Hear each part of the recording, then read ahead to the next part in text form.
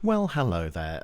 This is a bit of a divergence away from The Empire Strikes Back and looking back on it and at various aspects. And I've decided to go the Harry Potter route by popular request.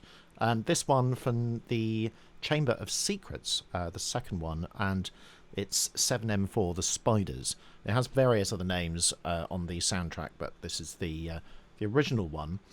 And it starts off like this, if you, as you've just heard.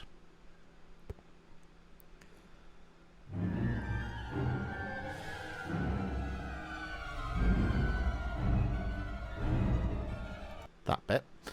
So what on earth is going on? Well, I've done various little bits for you here, so I'm going to get rid of that for the time being because it's hard. It's not surprising that this isn't online pretty much anywhere in terms of analysis. Because it's extremely difficult to do. And even if you were to do just literally a piano reduction, you can't because there are too many notes.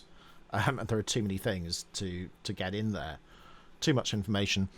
And even the score, even if you can get hold of the live-to-picture version, it's different from the film version as well. There are various cuts and edits and things, and even missing a whole sort of trumpet chord, which I've filled in to the best of my ability, not using Melodyne or anything. I didn't analyse it, I've just done it by ear.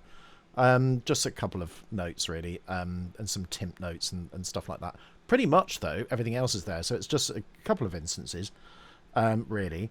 This is all about action, music cues. And it's all about the octatonic as well. There's a little bit of Hungarian minor, but not much, if any, actually. And it's almost entirely octatonic with chromaticism as well.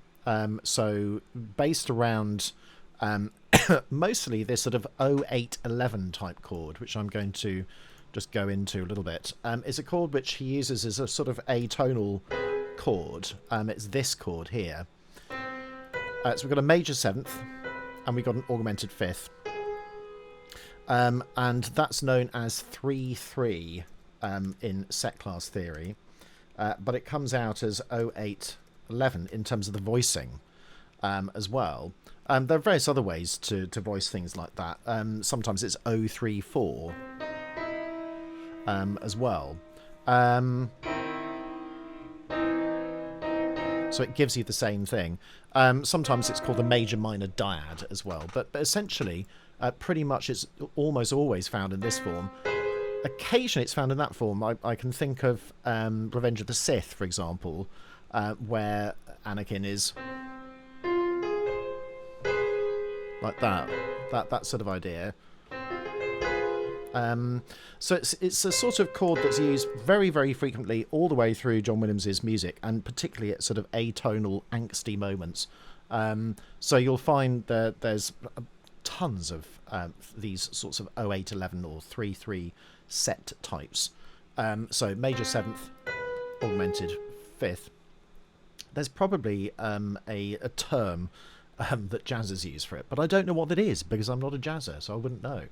And I can't find it anywhere because I don't know where to look. So apologies, but I will come back to that later. So a lot of the harmony is based upon that kind of very dissonant chord, which stems or derives from the octatonic scale, or can do anyway. And, you know, it says here, like a lot of JW scores, untuned percussion is always used sparingly. And even in the driving section, it's quite sparse compared with a lot more minimalist music in the 2020s. So there are no sort of drum beats as such. Almost all of that comes from pizzicato or arco double basses. There's very little untuned percussion in here, apart from sort of, you know, bass drum occasionally, but it's used quite sparingly. We've got sort of metal beaters and things and cymbals and stuff like that, the odd tam-tam. But really, it's, as with all of these things, pretty sparse. If I was to do a sort of little score, if I just do that, you can kind of see that actually there's not much going on, and a lot of it's cymbals rather than big beats or anything. That just doesn't really happen. I read a review of this which said, oh, it's covered in untuned percussion. It's not. It's really not at all. So there's a lot of string trem, a lot of minor second motifs, this sort of you know, idea of, you know, that sort of thing. A lot of woodwind filigree. So, you know, a lot of these sort of swoops and flits, scaled like sort of things. So here, for example, here in the Brillante section, again here where we've got sort of really unusual little passages, almost always start on the weaker beat of the bar.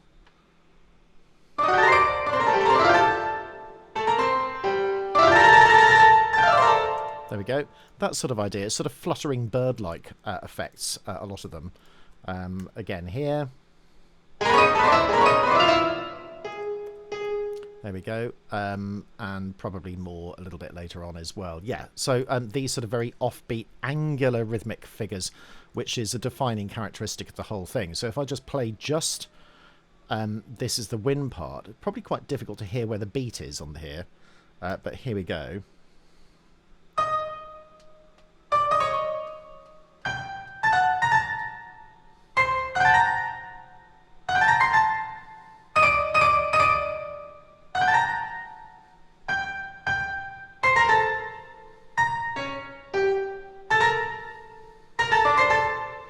So interesting enough, if we just take that, and sorry to sort of like take little bits before going through it chronologically, it's just that they kind of come up. So weak beat and offbeat, that starts on there. Offbeat, upbeat, and then on a downbeat. So there we go. Offbeat, weak beat, downbeat. Offbeat, weak beat, weak beat on the downbeat. All weak beats, weak beat, another weak one. Another weak one, offbeat as well, another weak one. So, in other words, he is trying not to sound on the first note of the bar, because otherwise it gives too much regularity. And, of course, the whole point of this is irregularity. But he manages to achieve it whilst not changing the time signature too much. So here we're in 3/4. Here there's the odd 2/4 bar. But broadly speaking, we're in 3. And then eventually it goes into 4. So, you know, there's all of these sort of angular lines as well, along with the filigree, which the last bit is hilarious. Imagine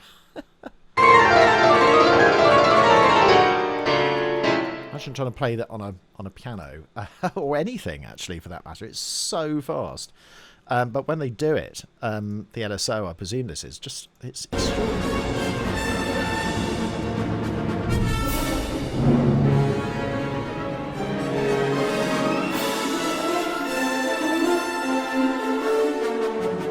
Here it comes. Blink and you'll miss it. I mean, just crazy. This sort of wind-like effect. Yeah. Unbelievable.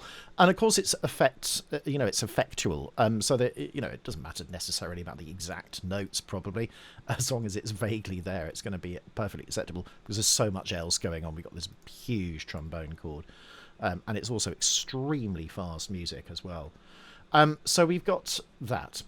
We've also got a surprising amount of blended orchestration, which is different from his Star Wars scores. So things doubling each other in different instrument groups. So Kirchlin talks about this in his orchestration treatise, which I really hope is going to be translated into English at some point, because it's marvellous, and it deserves to be. So yeah, a lot of blended orchestration. So for example, we hear it first really in the harp, marimba and clarinet, quite near the beginning. Let's try and pick it out if I can. Here we are. Yeah, so it's all this line here. Again, offbeats.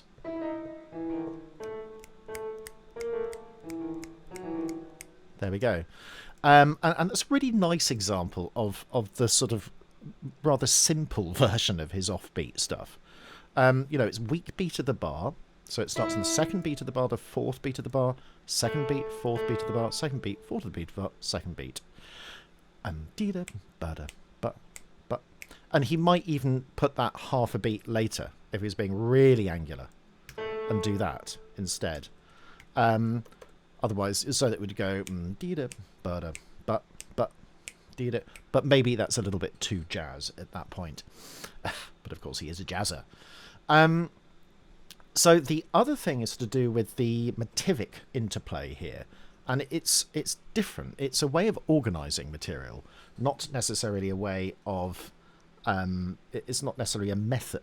Well, it is a method, but it's not a structural point in the same sense of sort of exposition, development, recapitulation. It's a spinning out, which is a Baroque term, really. And I just thought I'd do a little bit about that. So I've actually taken not from Wikipedia, but this is from Oxford Music Online, which people probably don't have access to unless you're part of a uni. So a term devised by Wilhelm Fischer, 1915, to stand for the process of continuation or development of musical material, usually with reference to its melodic line, by which a short idea or motif is spun out into an entire phrase or period by such techniques as sequential treatment, intervallic transformation, and even mere repetition. So, sequences, types of interval treatment, so inversions and retrogrades and that sort of thing, or some sort of widening or shortening of interval and repetition. So, for example, he's taken this as an idea.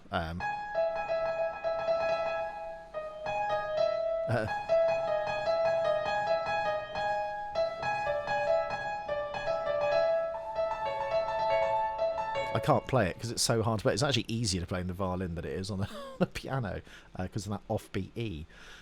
So in other words, it's sort of a motive that's spun out. Lots of people also cite the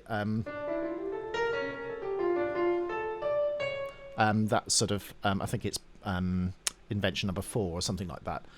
So I just sort of thought that was quite a useful term. So even though it's a Baroque term, it doesn't necessarily apply to Baroque music. So it says the two techniques should be viewed not so much as distinct types of construction, but rather as organising principles, typifying respectively the Baroque and the classical. So the classical is more to do with antecedent and consequent. You ask a question, you have an answer. Whereas this one is more of a spinning out of material in a continuous deluge. And you can see, of course, that this is quite true, even though obviously we've just got a little sort of descending chromatic scale, essentially. But look at the line, even the complexity, it lasts mere seconds, but the complexity by which it's written is really intense. So I'm just going to play that first little bit to demonstrate.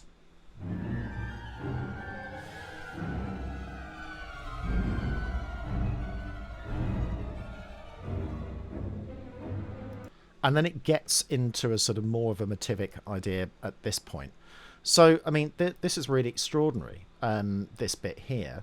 And I'm going to come back to that in just a second.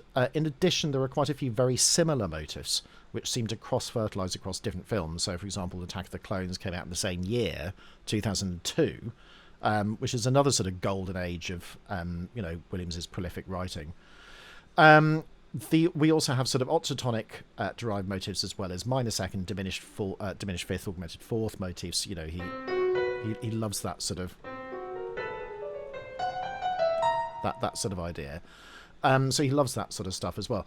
So looking at this a little bit more closely, and I think I will get the keyboard at this time. I notice an interesting thing. Look at this. So this is part of a Dires Irae motif. This sort of thing, which is, as old as the 800s, or 850, when Pope Gregory sort of basically commissioned all the sort of plain chant things to be written, the Liber Salis, the Graduale Romanum, that sort of thing. So Dies Irae is the first notes of that. So it tends to be sort of considered deathly, there's that sort of connotation, and it's usually in D minor as well, and this is exactly what it is. Except that now it's spun out. The fortspinnung means that it's not necessarily sequenced. It might do that. So it actually changes.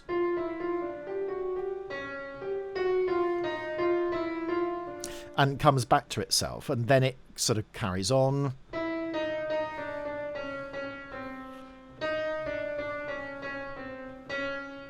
So it doesn't quite do what you want it to do. The regularity of it is disturbed. In other words, purposefully, sequences are stopped. And we can sort of see that, you know, if you sort of put a, you know, try any sort of line. Let's do it in G. I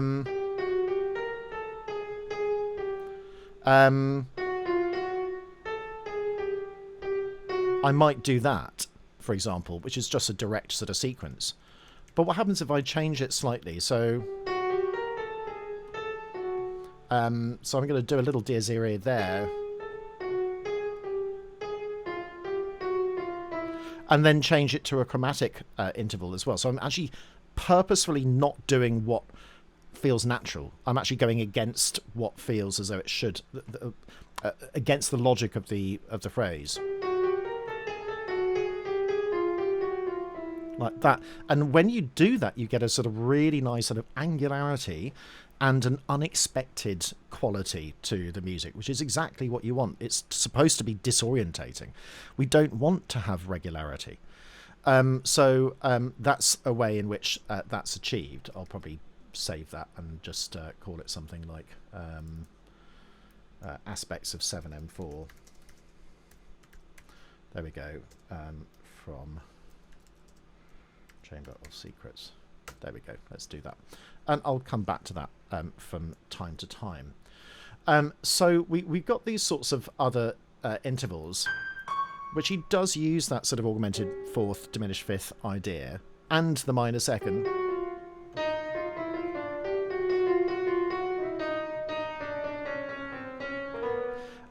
So, you know, all of this sort of stuff like that. And it has a sort of interesting design. You know, it tends to be that sort of a wedge idea, where you're sort of kind of going from small into large. So that sort of idea, for example. So you're starting off with sort of very small intervals, and then you're going wider. You know, you could even do that.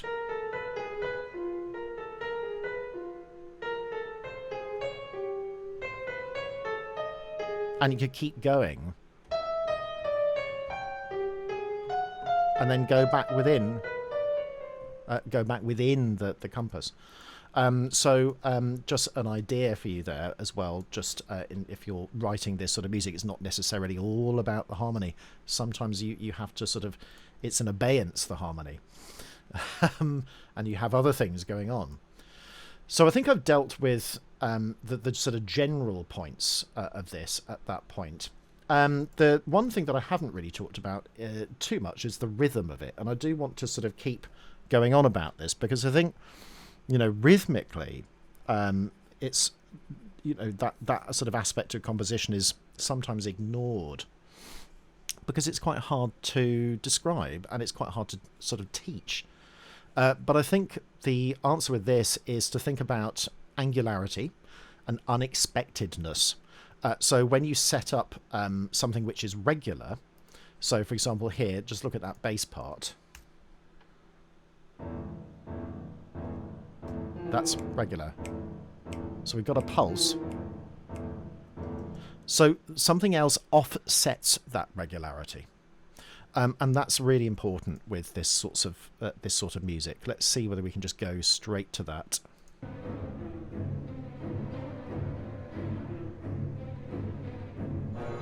There we go. Now also notice where the accents are. So the accents tend to be on the weak beats of the bar. So I'm going to try going back to that again. So we're looking at this line here.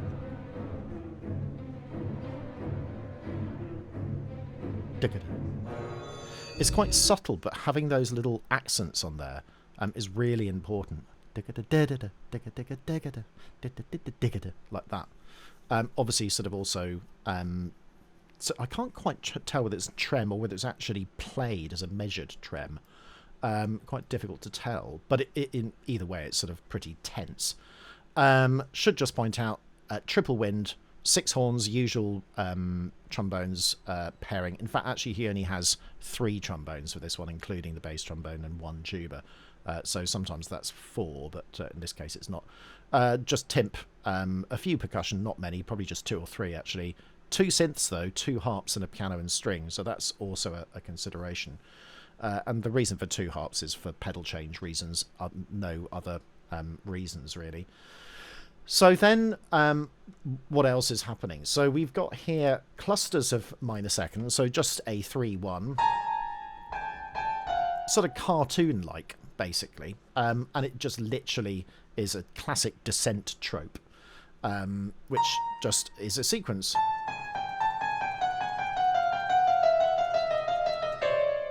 Like that, and of course they're all clusters, so I've just done the first cluster. I haven't done all of them because otherwise it's difficult to point out what the actual main line is, so I haven't bothered doing that. But basically it's just a sort of a trope. But interesting enough, when it's combined with everything else, you get sort of very disorientating melodic line coming out. Let's ignore the horns for the time being. Yeah, almost as if they're 2 different time zones.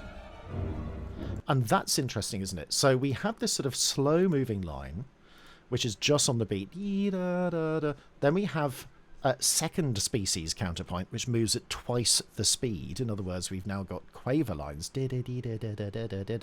So it's a form of heterophony in terms of texture. Heterophony meaning usually referred to in sort of Javanese or Balinese gamelan music, where you have ever changing patterns based upon the same melodic idea. Not necessarily based on the same melodic idea, but it moves twice the speed. So it's sort of a heterophonic texture. We've then also got an even slower melodic line with the horns coming out, with a sort of motif, which is just literally chromatic scale. And then we've also got another motif here, like that, with minor seconds. Like that. But you don't really hear the harmony, it's just a sort of gruffness. And in terms of the quality of notes, it's generally speaking sort of sevenths. Like that. That was a technique very much used by Stravinsky pretty much all the way through his career.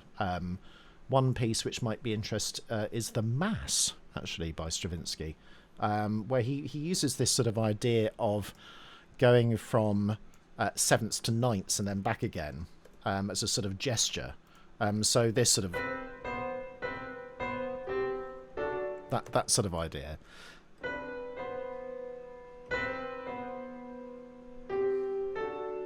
That sort of thing.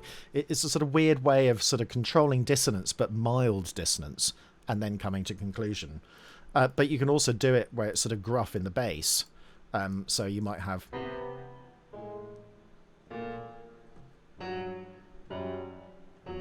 that sort of idea. So we're all in sort of secondal types of territory. In other words, things built on major or minor seconds. Or sevenths, it's the same thing. Bartók does it, and there's a piece even called, I think, Sevenths and Seconds or something like that in the Mikrokosmos, which is actually a sort of very good, although supposedly a teaching manual, actually very good insight into his sort of development as a composer, which is quite interesting.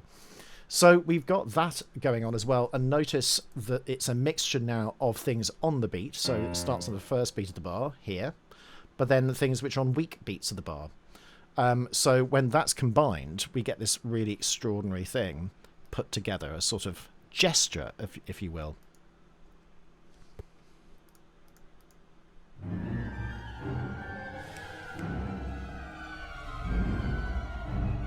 Notice that the horns are actually missing from this.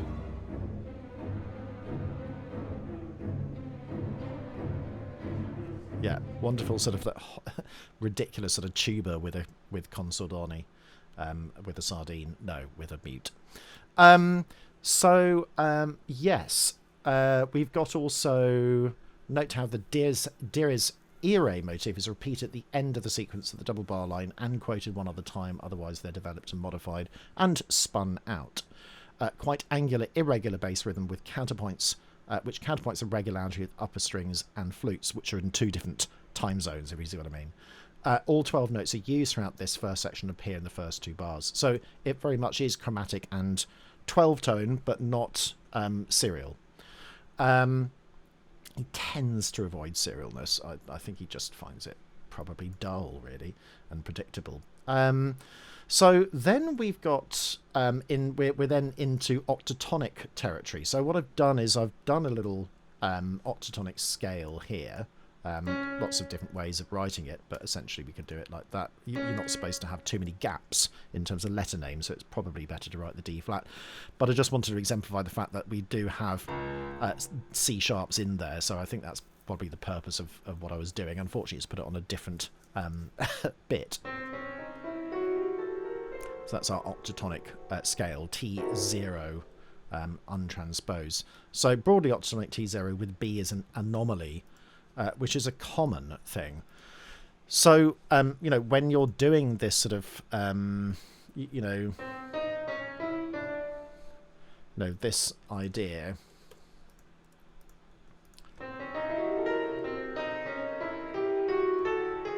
so you might have a sort of motif. I'm just writing them in crotchets. In fact, what I'll do is I'll put that first, and then we can use that as a sort of little resource.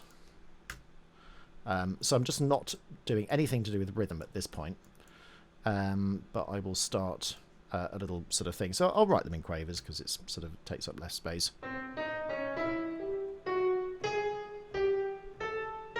So here I purposefully created an anomaly there, which isn't in octatonic T0, just to give it some more variety. Like that. And it doesn't really affect it too much because broadly it's octatonic, but that gesture is just simply a way of decorating another note. So don't be afraid to use that. You know, it's fine not to stick to rules. In fact, you shouldn't do. In order to sound authentic.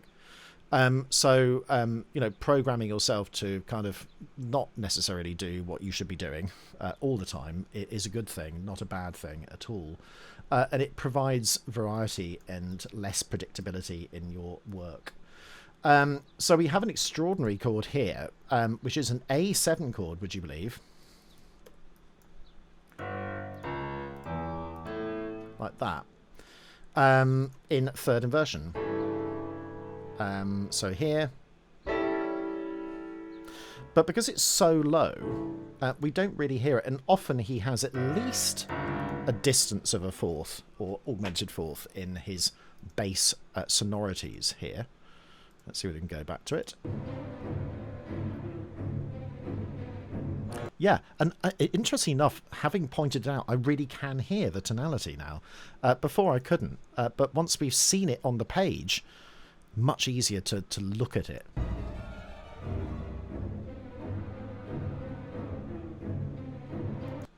And also, how does that relate? Well, we've got A in here. We've got our D flat or C sharp. We've got our E, and we've got our G.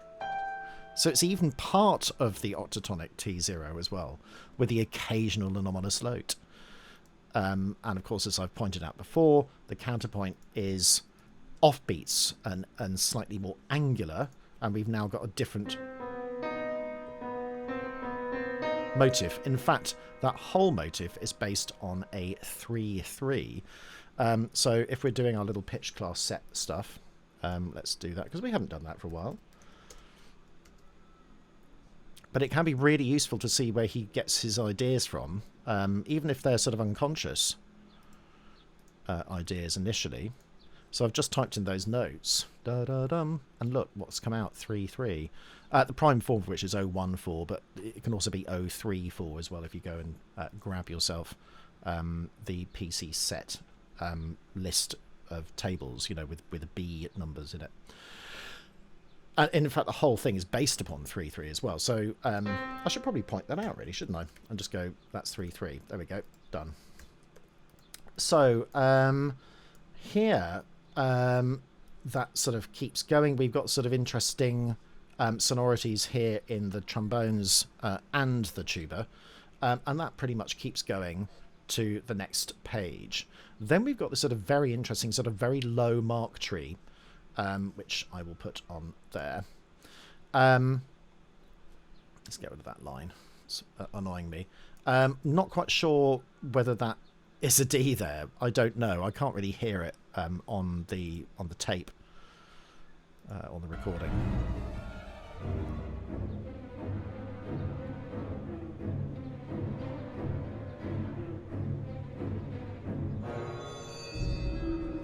Yeah, can't make that out. Boom. I'm listening for. Boom. Boom. That's all I'm hearing there. And that's not even in the chord either. This is just an overtone. Really weird.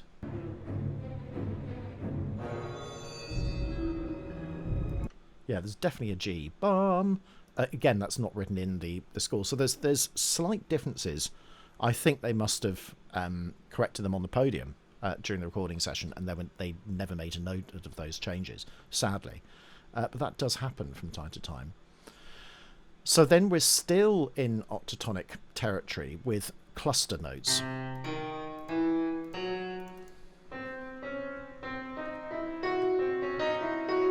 But they're not clusters in the sense that they produce all the notes. So sometimes they miss out a note in the cluster, and that's a good example of that here. So let's go to that.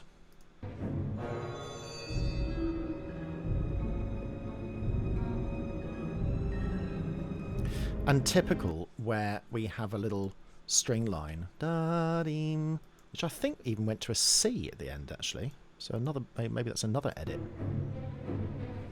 So I'm listening to this.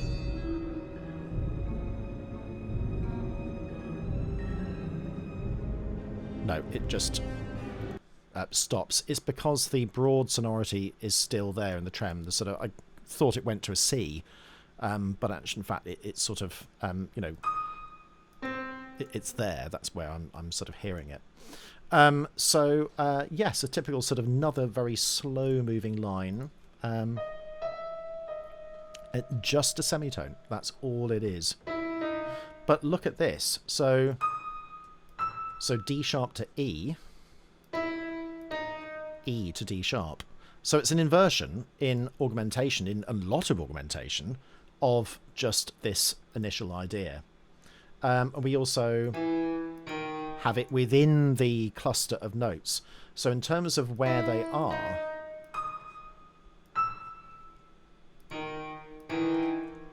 they're there. So that E and D is all present. So built around that sort of one instance. And also it produces with the A something called 3-5, which is another sort of typical Williams atonal thing. So I'm just put those notes in. D sharp, E, and then A gives us set 3-5, which is known as the Viennese trichord because it was favoured by the so-called second Viennese school. My teacher always argued that it was the third Viennese school, with the second being Strauss, Bruckner, Mahler. So erroneous as it was in that time. And being Austrian, I didn't question him. That was Joe Horowitz, by the way, for anybody who's interested in who my old teacher was. Yeah, so we've got more octatonic clusters here. We've got sort of G minor 7 with a sharp 4 or sharp 11 at that point. More octatonicism. Let's get rid of that extra crescendo. And then another little gesture of semitone. Almost sort of classical, as well as that sort of muted section appears. And then we've got little various bits of octatonic stuff going on.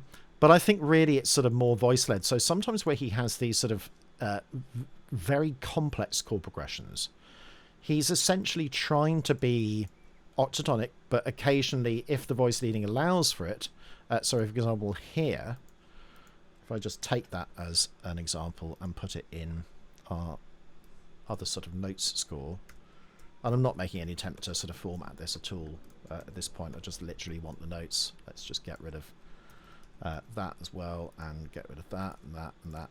Oh, damn, I should have just done not that one. no. I've lost all my shortcuts because I've been using Dorico as well. So I'm going to get rid of that note for the time being. Let's just see where things are travelling to. So down a semitone remains the same. Another note where that could a voice led up there. That's the same, and that's going down. So the outer notes, which span a major seventh. Don't forget he favours major sevenths at all times.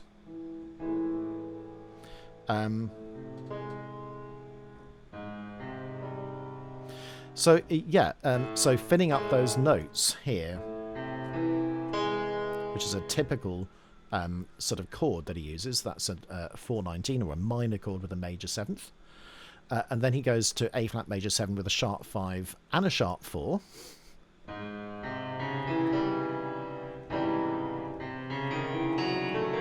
So almost octatonic, but not quite.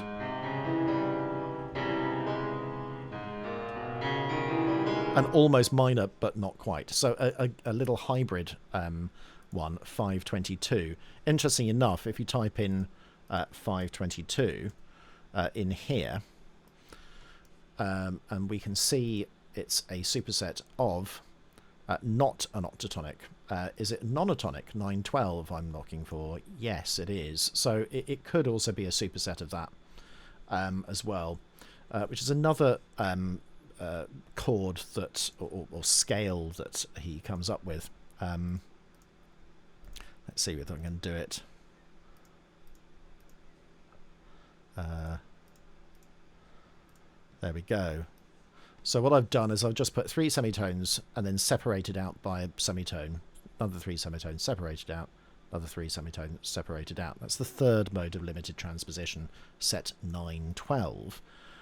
So that can also generate interesting material because it's based upon those semitones.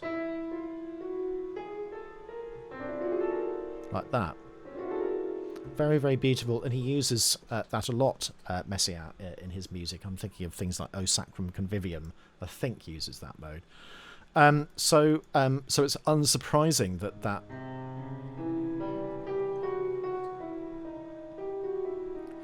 so it's unsurprising that we got little bits of octatonicism with nonatonicism as well, but it's mostly led just by voice leading. Then he's got a sort of another chord here with a sort of tritone going up, which are both harmonics. And what is 5Z18 a subset of? Let's have a look. Again, I don't think he thinks of this in terms of, oh, I'm going to do a 5Z18 now. I think it's just a feel that he has, but for us as an analytical tool, it's quite interesting. So we can try and recreate that sort of thing, but kind of in a different way, or a different way of getting to the same result, perhaps. So putting these sort of chords together can be quite interesting. Again, this one is a subset, I think. This is 5Z18 of a nonatonic chord, which it is, I've just realised. And then we're back into 419, so which also is a subset of a nonatonic chord as well, I think. Let me just double check that, having said that. 419. Yes, it is. In fact, there are 2 different 419s within nonatonic. So it could be nonatonic, that whole thing. I will... The reason why I'm going through a lot of this now is because a lot of the same points can be made later on, so that's why I'm spending a lot of time on this. So then we've got our 419, so a minor chord with a major 7th, and that major 7th is in the bass. Like that. And he does that a lot. In other words, he puts the 7th in the bass. We just saw it, actually, in here. There's a 7th. Okay, it's just a straightforward dominant 7th, but it's in the bass as a 3rd inversion. So he does tend to do that. And look here, the spacing tends to be a 4th. Quite rare that the spacing is quite close And of course, that's the effect that he wants at that point. Let's go back.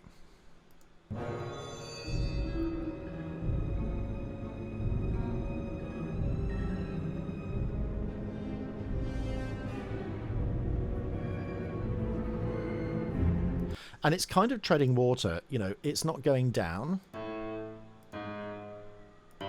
but it goes back up again. So it's not quite going down, it's sort of staying broadly the same as it was before. That's a 419, that's also a 419. Two presentations of exactly the same chord, but in completely different inversions and different flavours. Like that. So really that's a sort of, is that chord. Two completely different sort of ways of writing them, but essentially having the same interval content. In other words, they got the same minor seconds, the same major seconds, same minor thirds, etc. And he does that a lot, and is very aware of those similarities, because he uses them time and time again. He wouldn't use them if he wasn't aware of them. It just wouldn't bother. So, and then also it's used as sort of a pivot to get to this next 419, which is a minor chord with a major seventh, so the same flavour of 419 as this one, rather than the major chord with a flat six, or an augmented chord with a major seventh is the other way of doing that as well. Again, third inversion, and then we have a little octatonic motif which comes after that.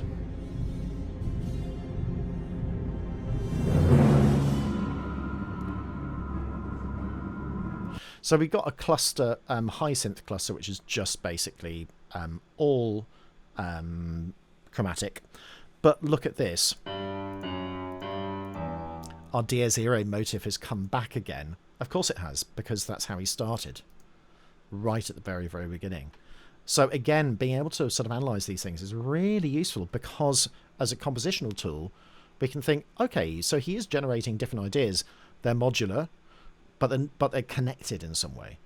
And then he tends to do something slightly different with it as well. So, you know, often the disparity between having a melodic line of the bass and the actual bass, which is the C sharp, tends to be diminished fifth or an augmented fourth. Not all the time, but in this instance, and in so many others, it is. In other words, here we've got our little motif again, but this time it's in the bass. But he's also positioning a bass repeated note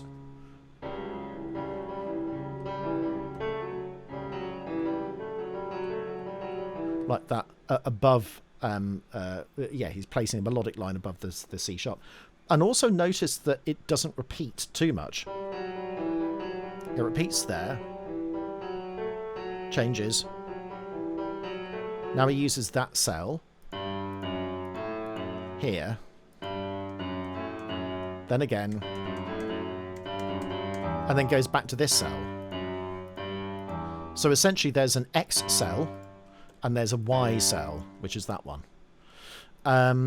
all the way through. And again, is that we can now see where the minor second comes from. It's just the first two notes of the Dies Irae. So every time we see a descending minor second, you see where it comes from. So he's using that as a springboard. I'm pretty sure he's using that as a springboard for his ideas. At that point, his ideas, I can't speak. It's already 43 minutes into this, and I've only got to bar, where are we? 30. Absolutely crazy. Anyway, let's just play that bit. Yeah, unbelievable. Just listen to that.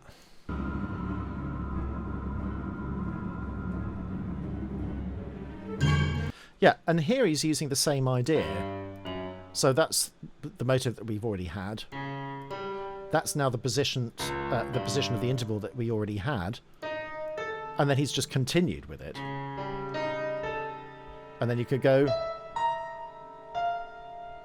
like that and keep going up sort of augmented fourths, fifths, and that sort of thing.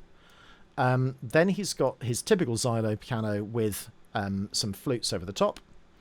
And in this case, it's the usual 419, so a minor chord with a major seventh, but also with a sharp 11. That gives us another 522, which is a chord that he had already used earlier. Where was it? Here. But again, in a slightly different flavour. But he's just doing that because he knows that it works. So adding to one of his core chords, so a 419 chord, so a minor chord with a major seventh, adding something else. So in this case, a sharp 11 for shock value. There we go. So here, this was interesting. So when I got to this next bit here, I was hearing trumpets.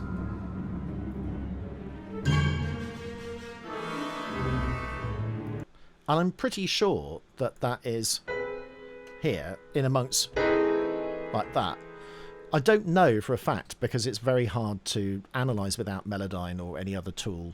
I haven't got Transcribe up and running because I just thought, well, there's only one chord. Vaguely there. Yeah, so what I'm doing is I'm superimposing the piano over it and it sounds pretty convincing to me. There we go. And then we got another 3/5. So all of this is made up of little 3/3s. So even that is a little 3/3 as well. Because that's his seed motif. That's what he's been doing all along. And the other motif that he uses is this 3/5. So there's a really good lesson in Mark Richards's course, which deals with atonal chords or clusters. One of which is the 3/3 or 0811, and the other one is 3/5, which is 0511, which is this sort of chordal chord. So again, having a major seventh, which is also the same thing as the 3/3, but this time the middle note is slightly different here. So it's more of a chordal. It's like that. It's a sort of suspended chord.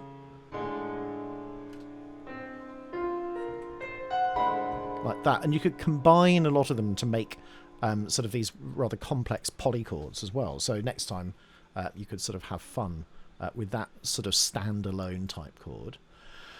Then it goes back into a little cell of octatonicism as well. And this time we're using the minor second and fortspinnung to spin out of it.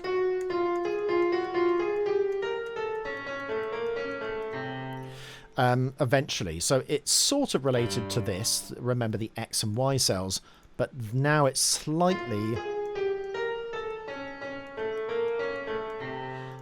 spun out. And we can sort of hear the flavour.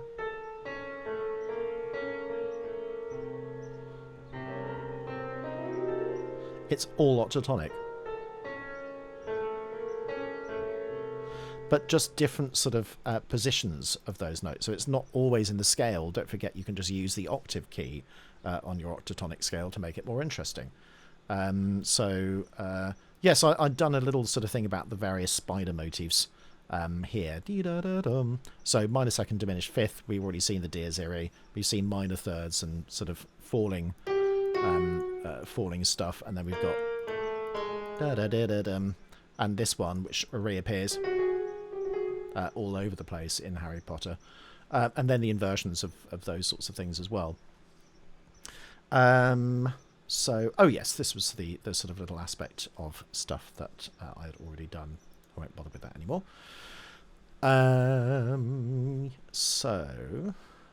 Yes, carrying on. Let's carry on with this.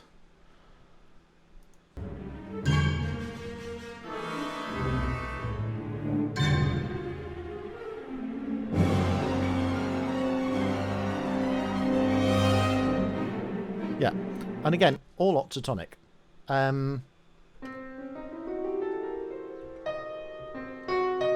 So all of that is octatonic. Just that little phrase.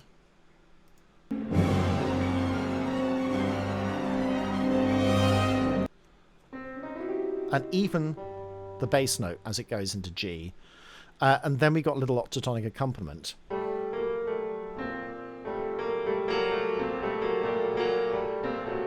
Like that. And again, remember that Stravinsky technique we talked about right at the beginning. You know, the sort of the the seventh secondal sort of idea. And that's where it is. You know, we've got seconds here, we've got seconds here. And then here, we've actually got a diminished fourth. Major third, I suppose you could also call it. With sort of you know, basically, broadly speaking, octatonic as well. With little cells.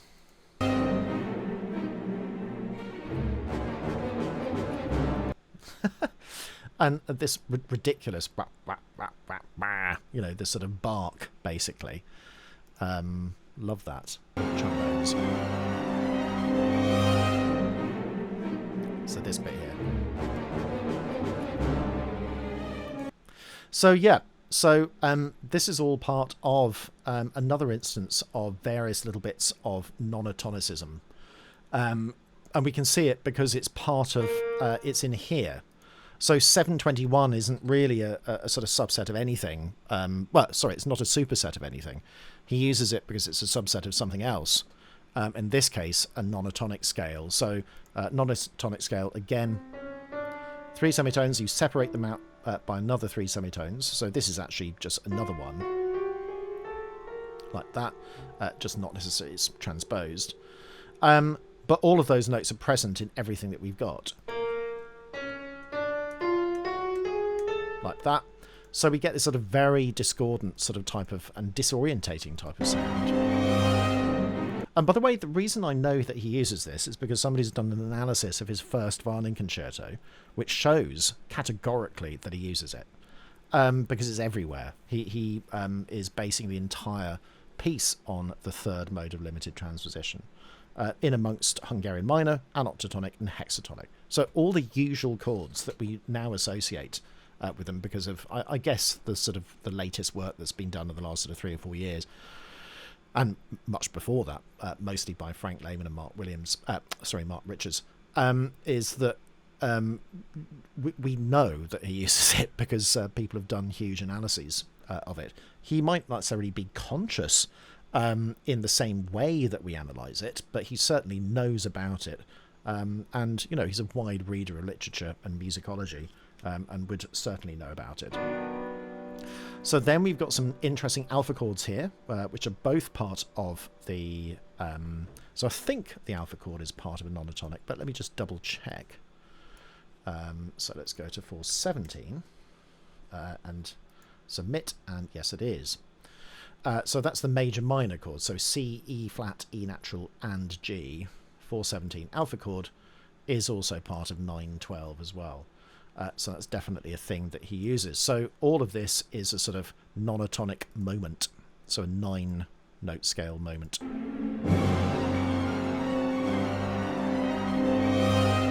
Coming up.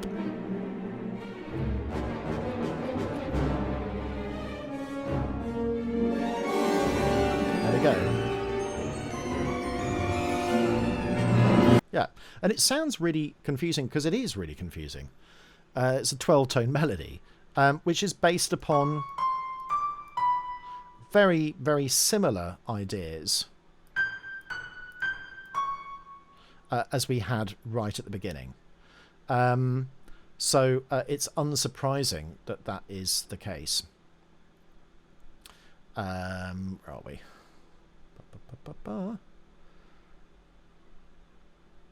Damn it, I hate it when you lose your place. So annoying. We've done that bit. Done that. Here we were. Yeah, I just couldn't find the right bit of page. So what I'm referring to is this bit. So after this sort of nonatonic moment, we keep sort of nonatonic, sort of, with our angular bass rhythms, da-da, but da. Notice how they're off the beat, whereas we've now got the things that are on the beat in something else. So sometimes he swaps it around, so if the bass is on the beat, then something else is upsetting it. If the bass is off the beat, then there's some other regularity going on. And in this case, it's this sort of, this bit of the violins. Like that. And we've also got these sort of chords. So it's another 419. and then an alpha chord at that point as well. A sort of typical sort of pattern of chords that he uses, like that. Yeah, 419 and then a 418, which is a minor chord with a sharp 4, by the way.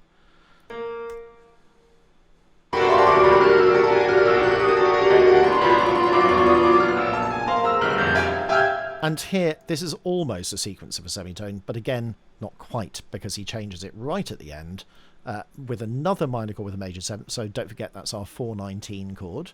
Again, we're having it in third inversion. We've got now a major second idea, but also it's sort of offset by other major seconds. Again, don't forget our secondal Stravinsky idea. So that is happening, and then we've got little 0134s in the strings as well, which are all octatonic at that point.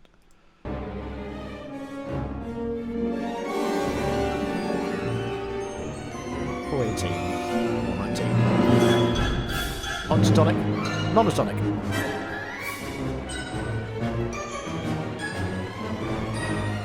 Yeah. So extraordinarily complex and angular, this whole section.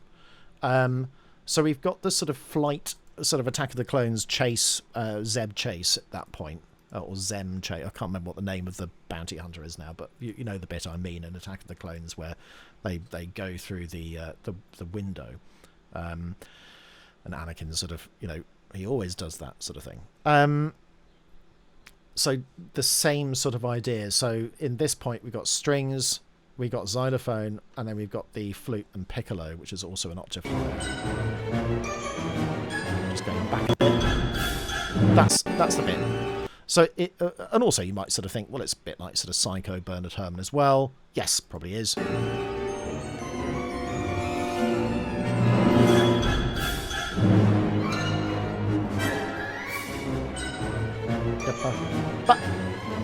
But yeah, so what's really interesting is if you counterpoint that top line with the bass as well. So in the brass section, I'm just going to do it in the piano to see if it works.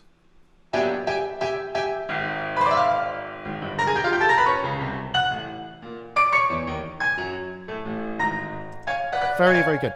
Really good example of the angularity of bass and counterpointed rhythms as well. So I want to do that all again.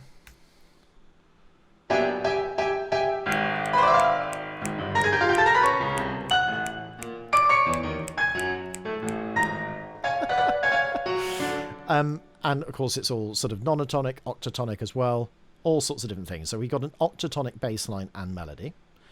But the angularity is extraordinary. Bum, da, da. So this bit here, we've got a little bit of filigree in this bar. So into the next bar, we've got something on the beat, starts off the beat, then we've got an upbeat, ba-ba. But here, notice how the rhythm changes in this bar, ba, ba, ba. So it's almost like 1, 2, 3, 1, 2, 3, 1, 2. So he's subdividing the 4/4 into something else. Da, ba, ba, ba, ba, ba. And it's a typical sort of jazz technique. Dum, 1, 2, 3, 1, 2, 3, 1, 2, 1, 2, 1, 2, 1, 2, 1, 2, ba, bum, bum. So it's really complex.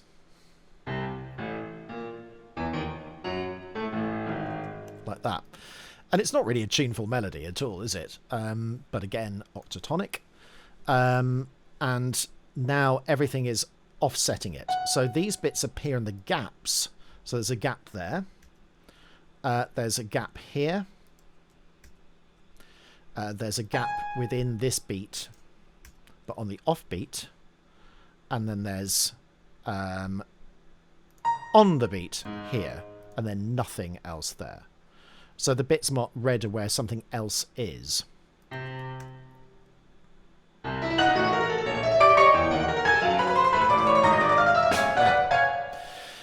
So, you know, having a sort of judicious use of this is real skill to kind of test yourself with. So have something regular. So we got sort of a pulse, and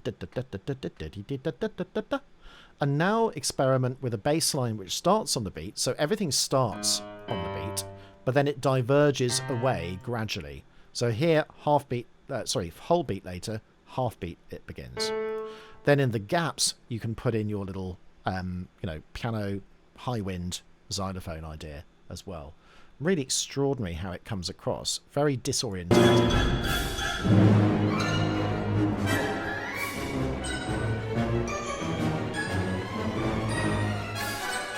And then a sort of ridiculous sort of Anakin Skywalker Force theme. Sort of rebel fanfare almost. Which is sort of suddenly there.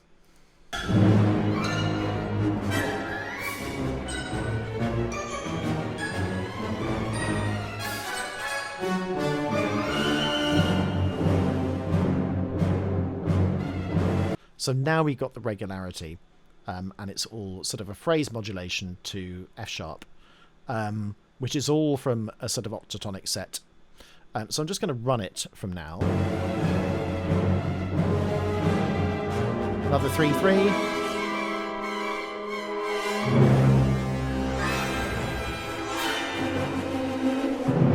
Yeah. And we've got sort of, an amazing polychord. But in fact, that is a nonatonic scale verticalized. Would you believe it or not? An extraordinary sort of idea.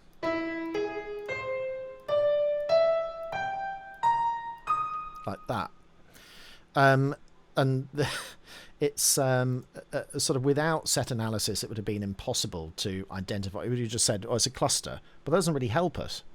I can write any cluster, but I don't know what I'm doing. That's a cluster, but that's a cluster, but it doesn't really mean anything.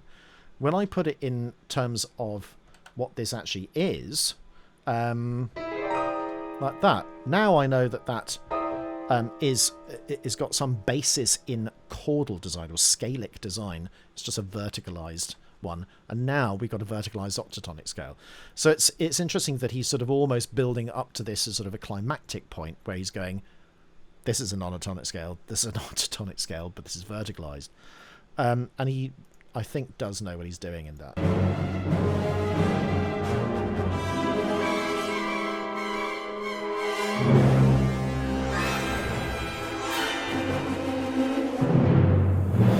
Yeah, that timpani doesn't appear on the score. All octatonic. Medium dominant.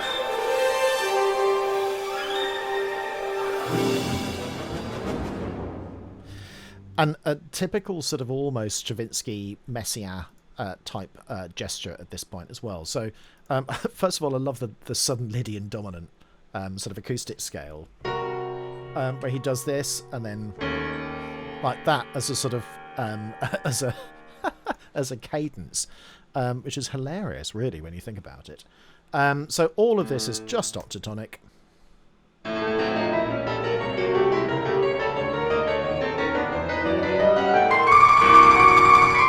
Yeah. So just bear in mind that when he builds up to a climactic point, sometimes the rate of chord change increases at the cadence, which is just a usual thing. That's just music, basic music, musicology. So once we've had sort of half notes, we've now got quarter notes, which all build up, and especially we've also got these sort of eighth notes going. Lydian dominant, bum, bomb. So another chord here, which is a sort of 3/8. Sort of a type of sort of Italian sixths, I suppose we call it. There we go. So another, and then now a Phrygian dominant scale. And then Phrygian D, B flat major mode 3, or Aeolian D, depending on whether you count the E flat and E natural. Either way, the tension's released as we get to that sort of climactic section. Here.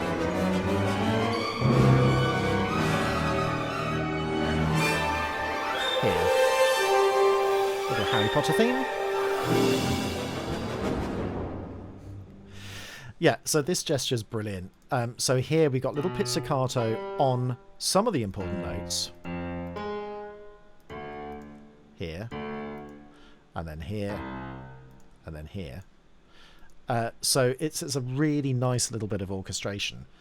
So pizzicato to emphasize the transience of the brass, except the brass are going, which is the same sort of spider motive that we've had at the beginning, but they're all sort of chords in block chords.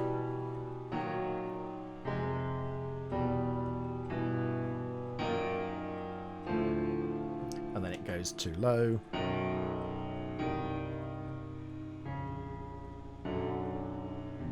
All minor chords.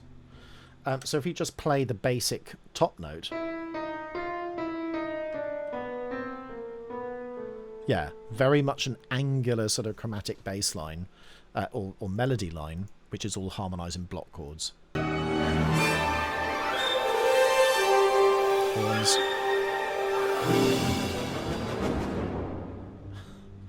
And then there's a cut after this in the actual.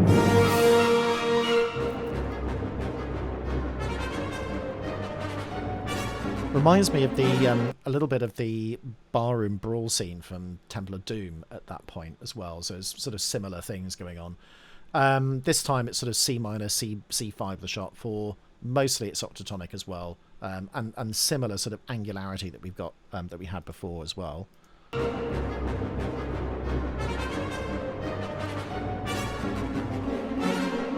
Octatonic cluster. Oh yeah, let's just query that trumpet.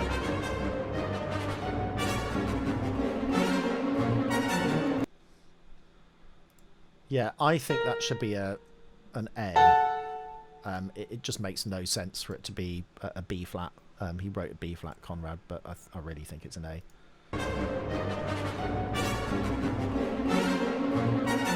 Yeah, it's an A.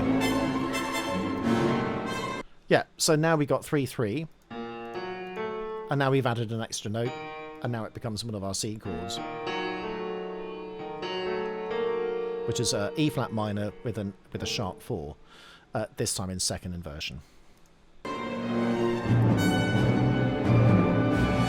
Octatonic as well. Suddenly the main theme. An F minor chord. G minor. Another Dies Irae.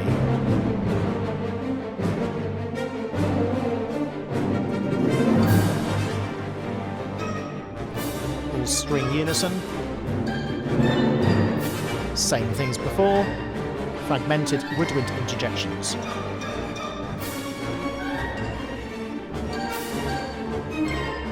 Sometimes Hungarian minor.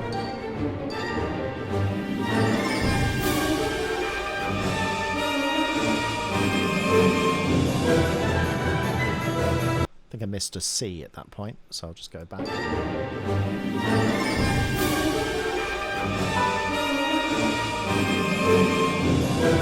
Yeah, I did. So now it's going tertial modulation to E minor with a sort of Jewel of the Fates style ostinato.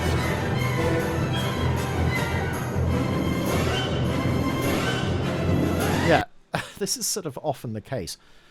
So I put in the harp things here. I don't understand the C sharp here as it rubs the C natural and feels not quite Hungarian minor. I've never come across a convincing reason as to why JW does this. Why not C natural? So in other words, we've got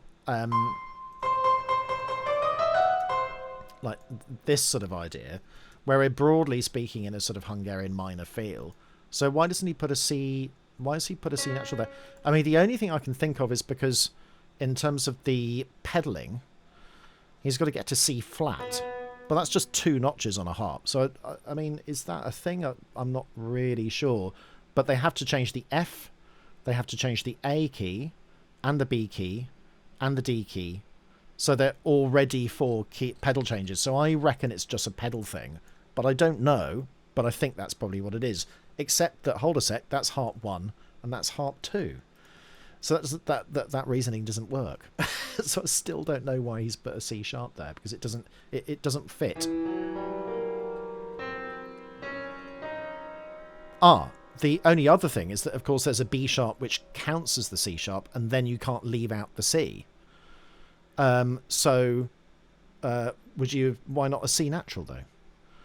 To just go with it. So anyway, I don't really understand. Somebody else might be able to sort of comment on it, but I've no idea. Otherwise, more spider motifs.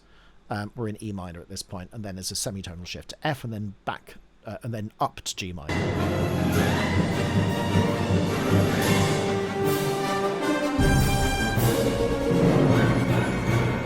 B flat Hungarian minor, dominant pedal.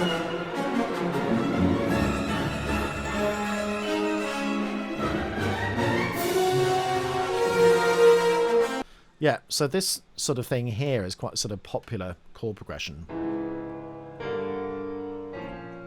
So sort of we find it in, there's a bit in the sort of hide and sneak bit where Gandalf discovers Sam in Lord of the Rings as well. Bum, bum, bum, bum. Like that. Seems to sort of have minor chords.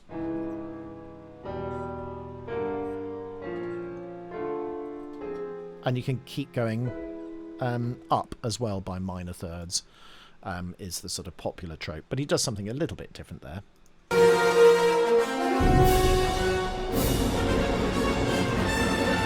Yeah, and again, those sorts of cymbals going on as well. So again, there's a simple missing here. I think there's probably another one on the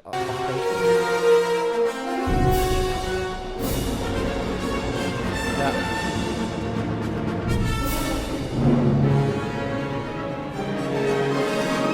So I'm just going back because there's so much going on.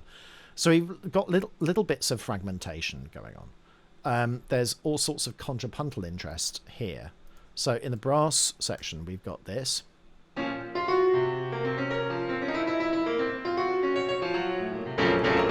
Which are all sort of little bits of imitating entries with each other.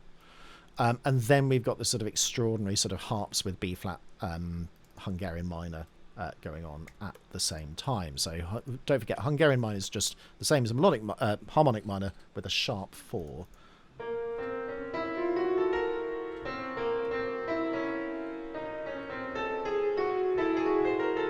So broadly speaking, that's what it is in terms of the clusters of notes that we've got. Sorry.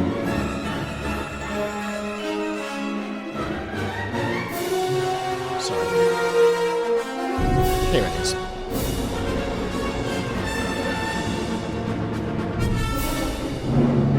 Yeah, so that all of this sort of stuff is a sort of polychord. So we've got D minor. So in B flat minor, so quite common one. So 2 polychords, a minor third apart. Often it just does that where it's all sort of congealed into one. So more of a sort of extension chord. So 521 is a common one. Back to octatonic, triumphant A major minor.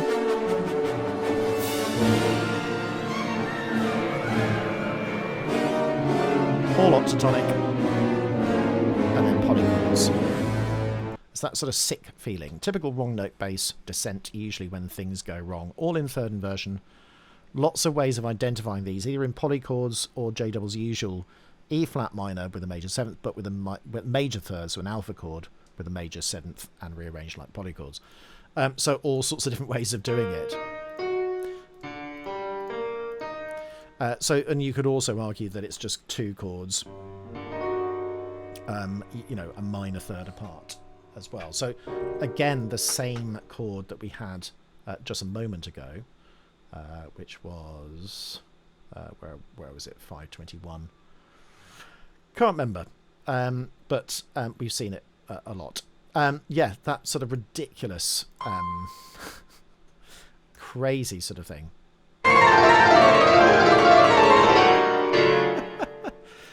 Absolutely mad.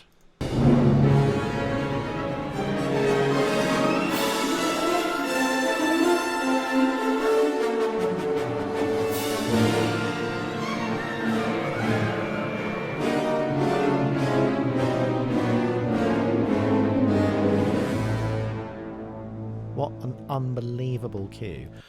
So 3 minutes 50 of pure action all the way through.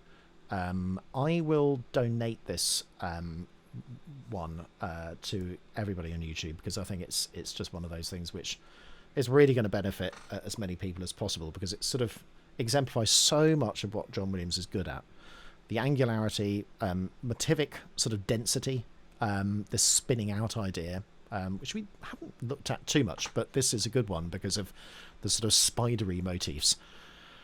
Gives you an instance of the nonatonic scale, which we haven't really seen in Star Wars, because he doesn't really use it in Star Wars, but he does use it in Harry Potter, and I only know that because Tim Rodier from Omni Music Publishing published a brilliant analysis called the hidden Hollywood scale, which is just the third mode of limited transposition that Messiaen used in the 1930s, 40s, 50s, etc., 60s.